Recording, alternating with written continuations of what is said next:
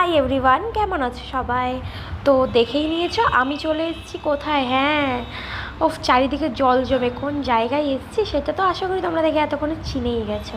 যারা যারা চিনতে পেরেছে ঝটপট কমেন্টে জানাও গাইস। দেখছো চারিদিকে সবাই শুধু ভিডিও করছে আর ভিডিও করছে। আমি ভাবলাম আমি একটু জলে নেমেই পড়ি। আমি তো খুব মানে জল ঘাটি না খুব একটা, তো ভাবলাম চলো আজকে ঘাটাই যাক। রাস্তায় বেরিয়েছি যেকালে তো পা তো ফেলতেই হবে, তাই না? পা তো আর মাথায় করে নিয়ে যেতে পারবো না। তো গাড়িগুলো বাইকগুলো আসছে দেখেছো, স্কুটিগুলো দেখে প্রচুর খারাপও লাগছে। ফাইনালি আমি বাসে উঠে গেছি আর এই দেখো যেন দীঘার সমুদ্রে চলে এসেছি। আমার এটা দেখে এমনই ফিল হচ্ছিল বাস থেকে। ও বাসও ডুবে ডুবে যাচ্ছে। আর চার চাকাগুলো দেখছো, দুর্গা ঠাকুরের যে ব্যানারগুলো সেগুলো কি অবস্থা হয়েছে।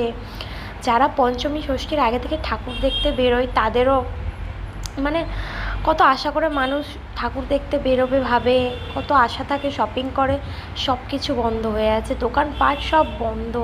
মানে বাসটাও দেখছো কতটা ডুবে ডুবে যাচ্ছে। সত্যি ভীষণই খারাপ লাগছে। আর এবছর তো বলেই ছিল নিউজে যে ভাসিয়ে দেবে, ফাইনালি ভাসিয়েই দিল গাইজ।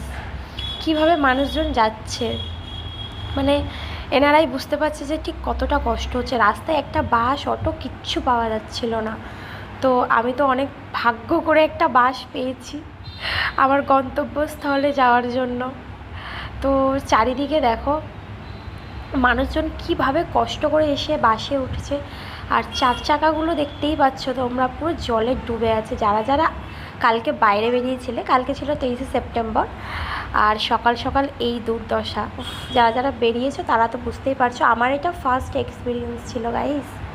তো এই দিকটা দেখো, বালিগঞ্জের দিকটা ভীষণ মানে জল জমে ষষ্ঠী পুজো হয়ে গেছে একদম। আর কি বলবো। তো চলো টাটা বাই, আবার দেখা হচ্ছে পরের ব্লগে। বাই।